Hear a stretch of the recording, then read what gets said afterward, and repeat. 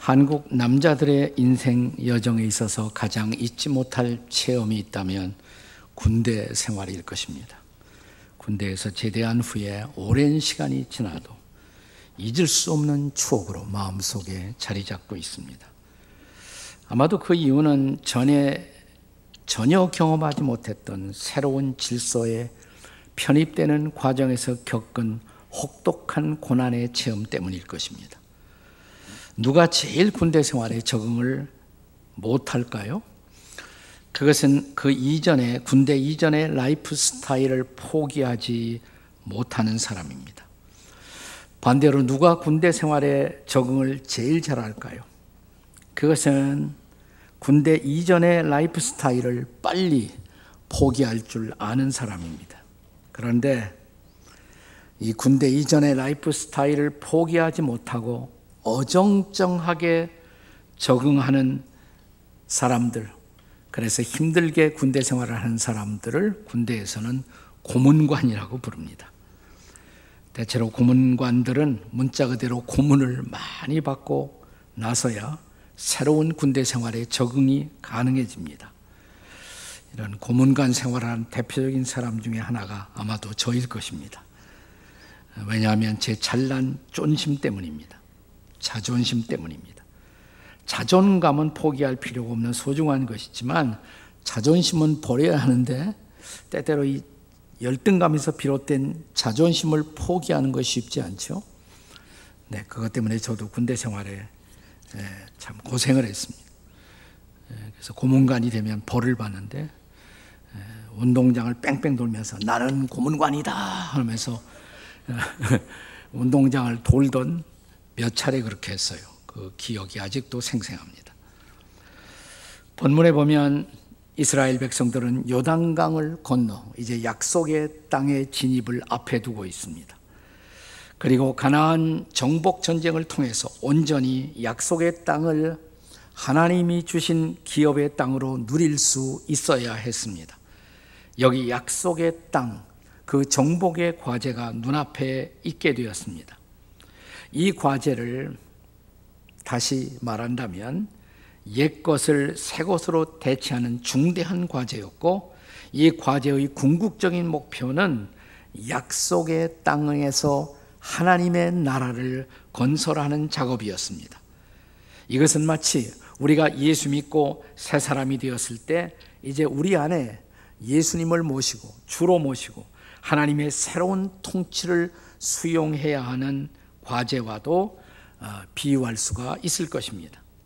성경을 보면 바울 사도는 새 인생의 과제를 앞둔 성도들에게 에베소서 4장 22절 이하 24절에서 이렇게 말합니다.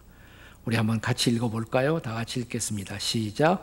너희는 유혹의 욕심을 따라 썩어져가는 구습을 따르는 옛사람을 벗어버리고 오직 너희의 심령이 새롭게 되어 하나님을 따라 의와 진리의 거룩함으로 지으심을 받은 새 사람을 입으라. 자, 이제 이스라엘 백성들은 모압 평지에 도달했습니다. 요단강이 앞에 있고 건너편에 약속의 땅이 있습니다. 하나님은 지금까지 광야에서 백성을 인도한 리더 모세를 부르시사 가나안 정복의 지침을 가이드라인을 말씀하십니다. 본문 50절과 51절의 말씀입니다. 같이 읽겠습니다. 시작. 여리고 맞은편 요단강가 모압 평지에서 여호와께서 모세에게 말씀하여 이르시되 이스라엘 자손에게 말하여 그들에게 이르라.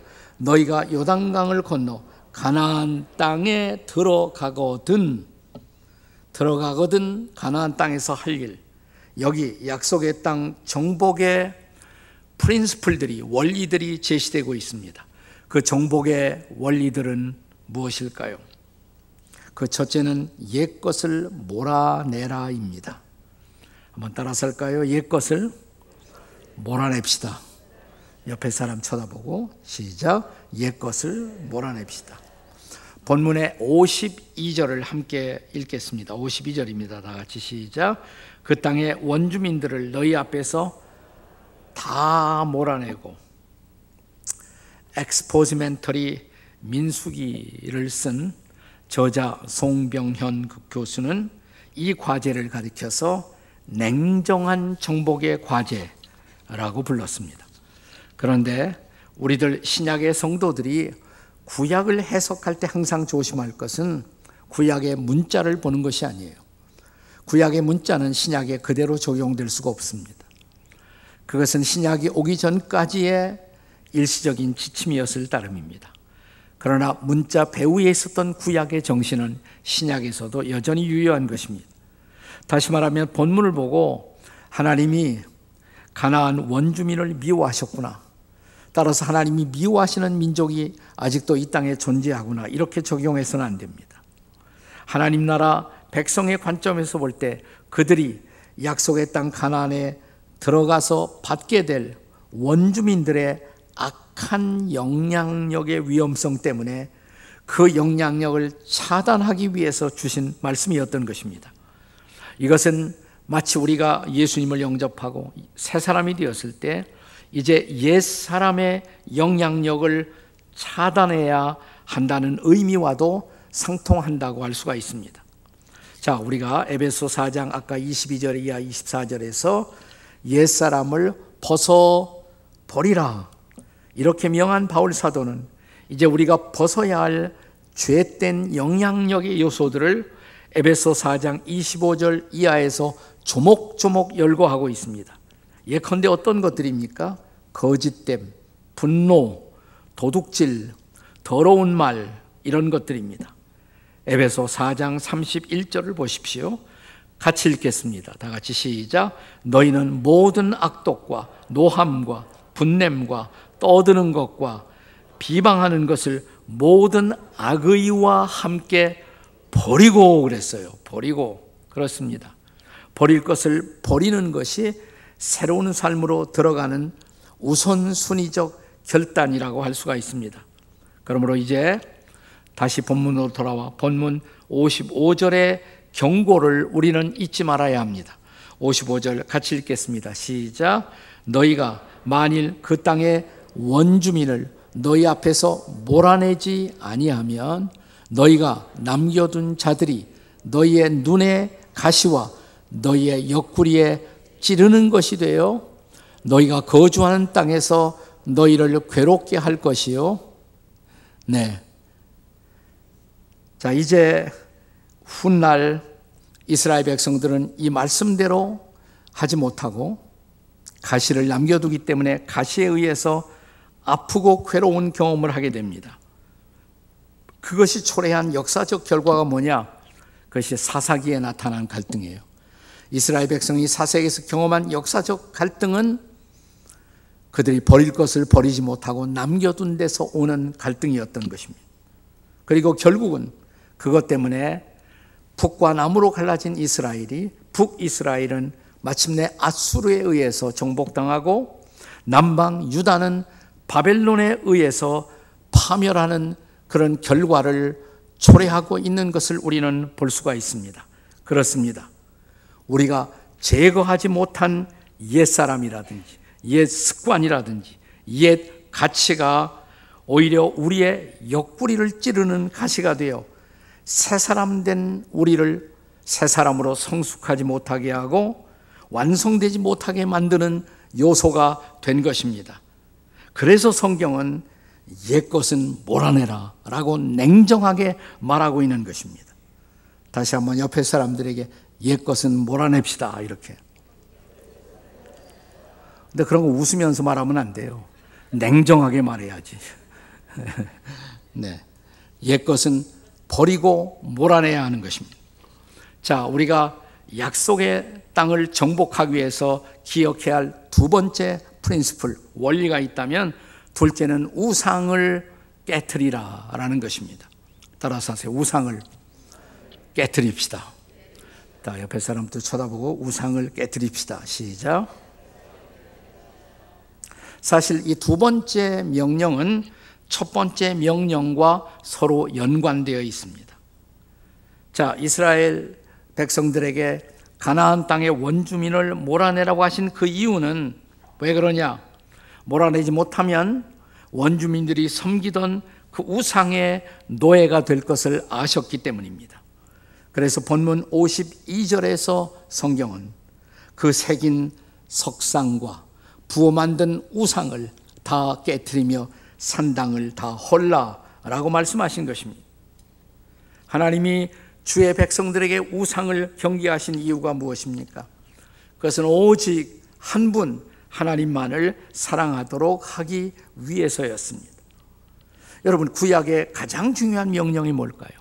아니, 신약에서 가장 중요한 명령은 뭘까요? 라고 질문한다면 대부분의 기독교인들은 아마도 요한복음 3장 16절 이렇게 대답할 것입니다.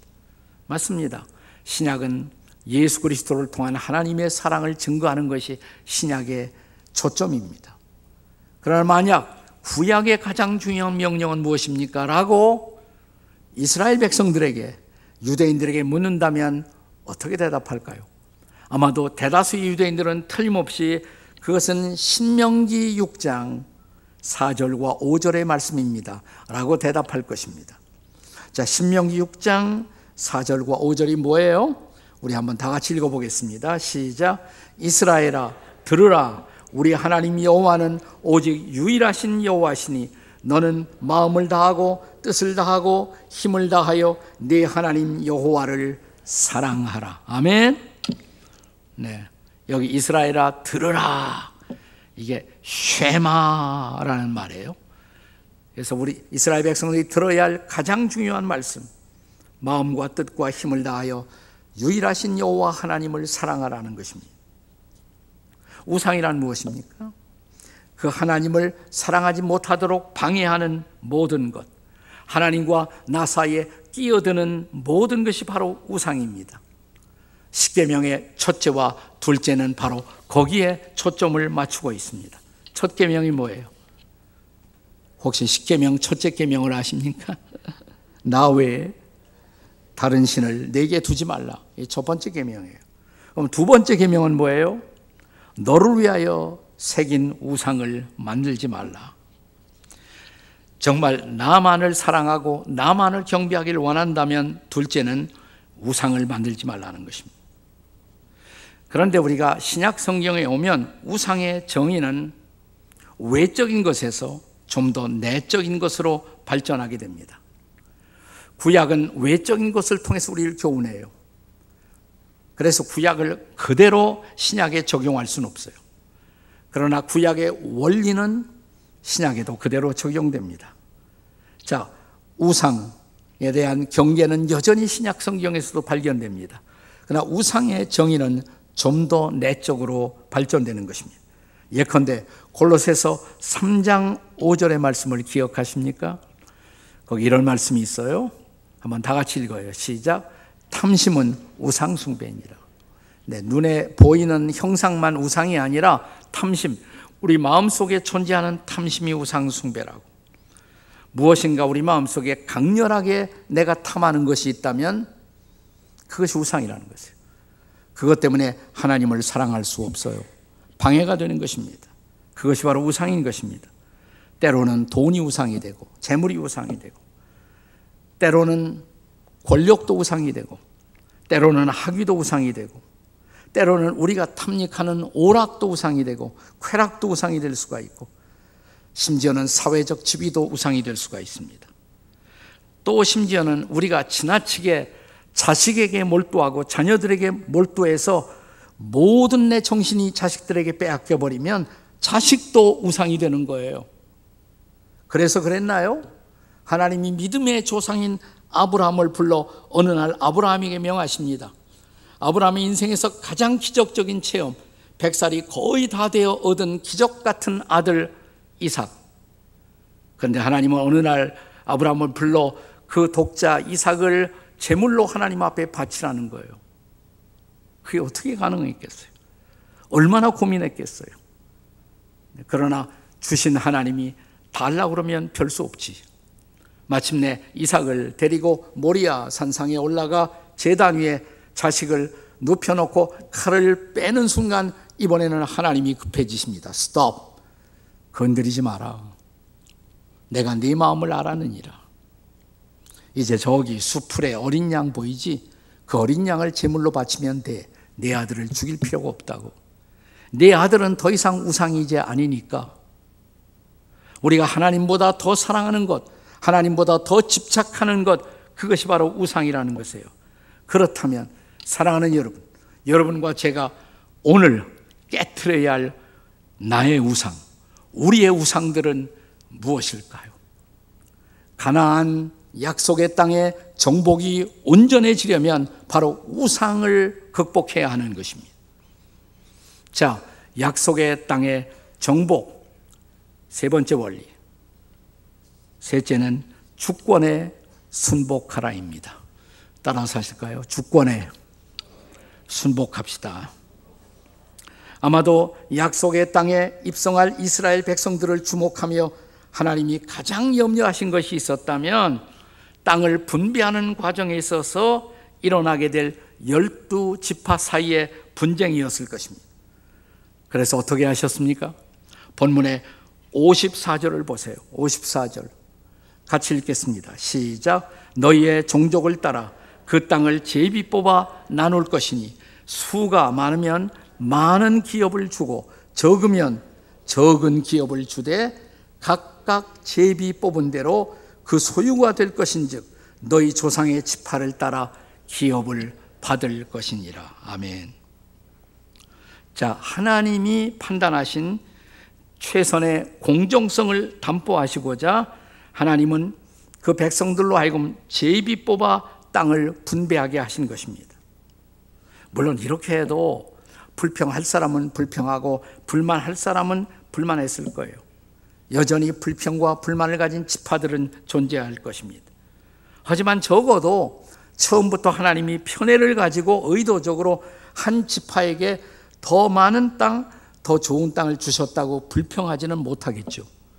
자기들이 제비 뽑았으니까. 그리고 이런 분배의 과정에 존재한 대전제가 있다면 그것은 하나님의 절대 주권이다, 이렇게 말할 수가 있습니다. 하나님이 지상의 모든 땅의 근원적 주인이시라는 것입니다.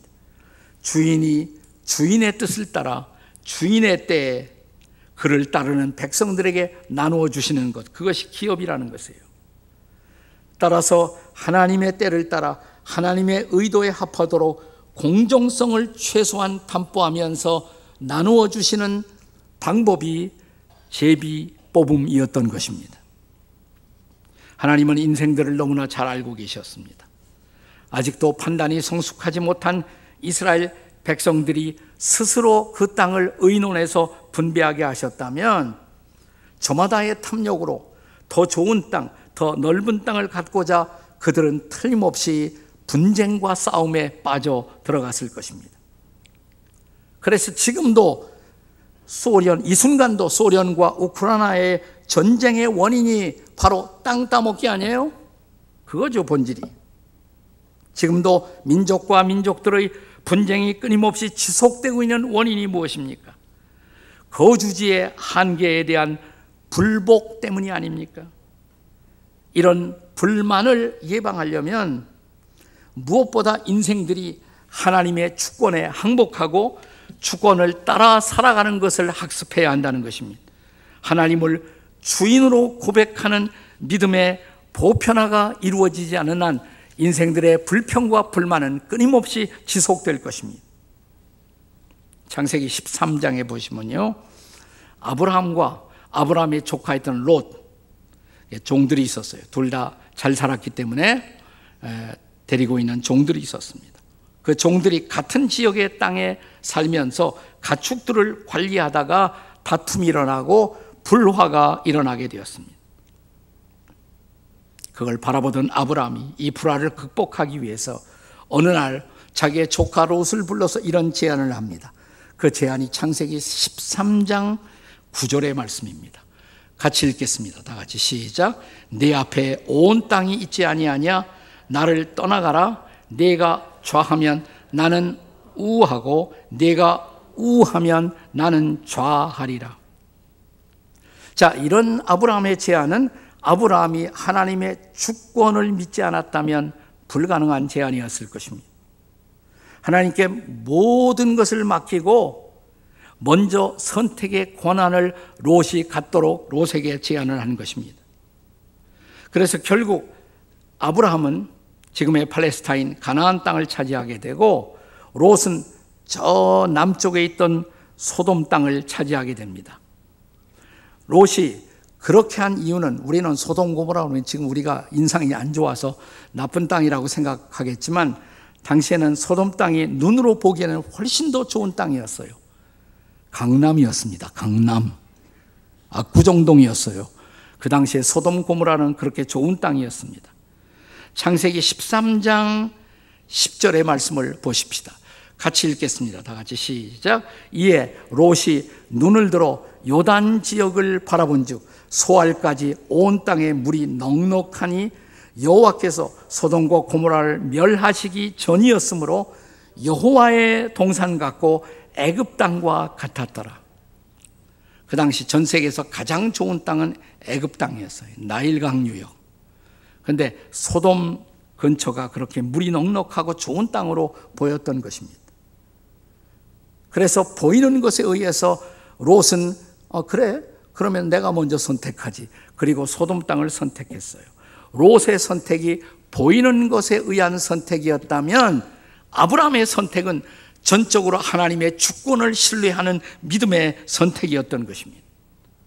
고린도전서 5장, 고린도후서 5장 7절의 말씀을 함께 기억하십시다. 같이 읽겠습니다. 시작. 이는 우리가 믿음으로 행하고 보는 것으로 하지 아니함이로라. 아멘. 우리는 믿음으로 선택할 줄 알아야 돼요. 믿음으로 행할 줄 알아야 돼요. 보는 것으로 하면 안 된다 이 말이에요. 보시기에 좋았더라. 그래서 욕심내고 보시기에 좋았더라. 그래서 우리가 무엇을 행하면 그것은 궁극적으로 실패라는 것입니다. 하나님은 사실 약속의 땅의 분배에 있어서도 모든 이스라엘 백성들에게 이런 믿음, 수준 높은 성숙한 믿음을 기대하셨을 것입니다. 사실 중요한 것은 내가 어느 때 어느 곳에 살든지 하나님의 백성으로 하나님의 주권을 수용하고 사는 것을 학습하는 것이 무엇보다 중요합니다. 그렇다면 어디서든 언제이든 행복할 것입니다. 약속의 땅에서 그는 진짜 행복을 누릴 것입니다. 그러나 하나님의 주권을 믿을 수 없다면, 하나님의 주권을 거절한다면 아무리 외적으로 좋은 조건과 좋은 조건의 환경, 좋은 조건의 땅을 우리가 가진다 해도 우리는 결코 행복할 수 없다는 것입니다. 우리가 하나님의 주권을 수용했다는 증거는 무엇일까요? 하나님의 주권을 따라 선택했다면 자족할 줄 알아야 돼요. 만족할 줄 알아야 합니다. 만족의 본질은 자족입니다. 스스로 만족할 줄 알아야 돼요. 바울의 표현을 빌면 자족하는 것입니다. 그러면 기뻐할 수 있어요. 바울이 그런 삶을 저 유명한 그의 편지 빌립보서에서 고백하고 있지 않습니까? 자, 빌립보서의 핵심 요절, 빌립보서 4장 4절. 자, 빌립보서의 핵심 요절, 키버스, 빌립보서 4장 4절. 자, 다 같이 읽어보세요. 그거 이제 알 거예요. 다 같이 시작. 주 안에서 항상 기뻐하라. 내가 다시 말하노니 기뻐하라. 아멘. 다시 빌립보서의 핵심 요절, 빌립보서 4장 4절. 이제 잊어버리지 마세요. 뭐예요? 다 같이 주 안에서 항상 기뻐하라. 내가 다시 말하노니 기뻐하라. 근데 어떻게 기뻐해요? 힘들 때도, 역경이 올 때에도 기뻐할 수 있단 말입니까? 자, 계속 빌립보서 4장 4절에서 쭉 내려가다 보면 4장 11절. 자, 빌립보서 4장 11절을 함께 같이 읽습니다. 시작. 내가 궁핍함으로 말하는 것이 아니라 어떠한 형편에든지 내가 자족하기를 배웠느니. 나는 어떤 상황, 어떤 형편에서도 자족하는 것을 배웠다는 거예요. 스스로 만족하는 것을 배웠다는 거예요. 이게 바로 하나님의 주권을 수용한 삶이에요. 주권을 수용했다면 우리는 하나님이 알아서 이만큼 주셨고, 알아서 이렇게 주셨고, 알아서 나를 여기에 있게 하셨으니까 나는 기뻐할 수 있다, 나는 행복할 수 있다라는 고백인 것입니다. 사실 모세의 뒤를 이어서 이제 여호수아의 인도를 통해서 약속에 들어간 이스라엘 백성들, 바로 이런 삶을 기대하셨지만 그렇게 살지 못하죠, 이스라엘 백성들이. 그래서 구약으로 하나님은 만족하지 못하고 신약을 주신 것이에요. 구약에서 가장 중요한 것은 약속의 땅이에요. 그런데 신약에서 가장 중요한 것은 약속의 삶인 것입니다. 땅보다 더 중요한 약속의 삶이에요. 하나님이 기뻐하시는 약속의 삶. 예수 그리스도를 주인으로 모시고 언제 어디서든지 항상 기뻐할 수 있는 삶. 그리스도 안에서 살아가는 사람들의 진정한 행복, 예수님 때문에 나는 행복하고, 예수님 때문에 나는 기뻐하고, 예수님 때문에 어느 상황에서나 자족할 수 있는 삶을 하나님은 저와 여러분에게 기대하는 것을 믿으시기 바랍니다. 자, 이제 우리가 우리의 삶의 땅, 삶의 마당에서 아직도 만족하지 못하고 아직도 기뻐하지 못하고 살고 있다면 저와 여러분은 아직도 약속의 땅을 정복하지 못한 것이에요. 자, 구약에서는 땅이 중요했지만 신약에서는 뭐가 더 중요하다? 약속의 삶. 하나님이 우리에게 약속하신 그 삶을 살아내는 것. 그리스도 안에 들어가 그리스도를 주인으로 모시고 그리스도의 인도를 받으면서 기뻐하고 만족할 수 있는 삶. 이 삶의 비밀을 배운 사람들은 이런 찬송을 부를 것입니다. 우리가 이 말씀 받기 전에 함께 불렀던 찬양, 모든 지각에 뛰어난 하나님의 평강이 예수 안에서 너희의 마음과 생각을 지키시리라. 이 땅보다 더 중요한 건 내 마음과 생각이에요. 여러분의 마음과 생각이 어떤 자리에 있습니까? 하나님의 평강이 내 마음과 생각을 지켜주신다면 우리는 행복하지 않겠습니까? 아무것도 너는 염려하지 말고, 염려가 계속 다가오는 세상 속에서 아무것도 너는 염려하지 말고 오직 기도와 간구로 너희의 구할 것을 감사함으로 하나님께 아뢰라. 하나님께 의탁하고 하나님의 주권을 믿고 하나님의 인도 따라 살아가는 사람들만이 부를 수 있는 찬양, 바로 이런 찬양이에요. 참 그리스도 안에서 약속의 땅을 정복한 사람들만이 부를 수 있는 삶, 기도로 간구로 염려를 주 앞에 내려놓고 주님의 주권적 인도를 통해서 살아간다면 어느 때 어느 상황 속에서나 주님 기뻐요, 주님 행복해요, 주님 만족해요, 약속의 땅을 정복하는 저와 여러분이 될 수 있기를 주의 이름으로 축원합니다. 아멘. 기도하시겠습니다.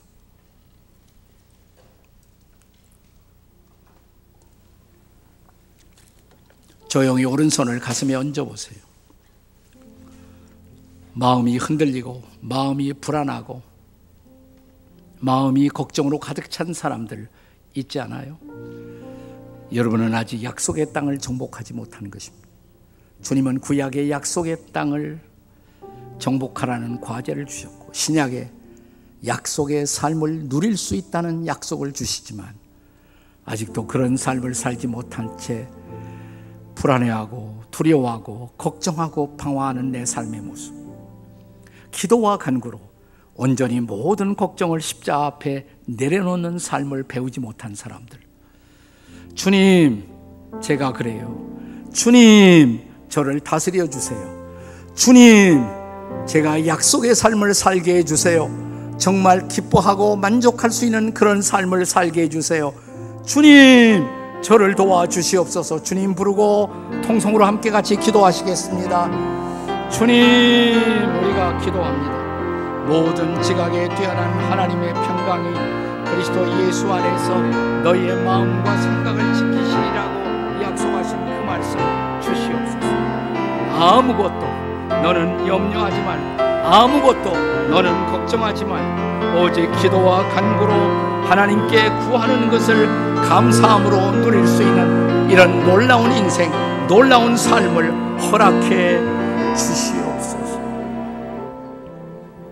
그렇습니다. 우리는 아직도 하나님의 주권을 신뢰하는 삶을 배우지 못했습니다. 신뢰하겠습니다. 그리고 맡기겠습니다. 기도와 간구로 맡기며 사는 것을 배우겠습니다. 그리고 약속대로 이제 하나님의 평화가 내 마음과 생각을 지켜주는 그런 삶 살아가게 도와 주시옵소서. 약속의 삶을 누리며 날마다 감사하고 날마다 기뻐하며 날마다 만족하는 인생을 회복하게 도와 주시옵소서. 예수님의 이름으로 기도합니다. 아멘.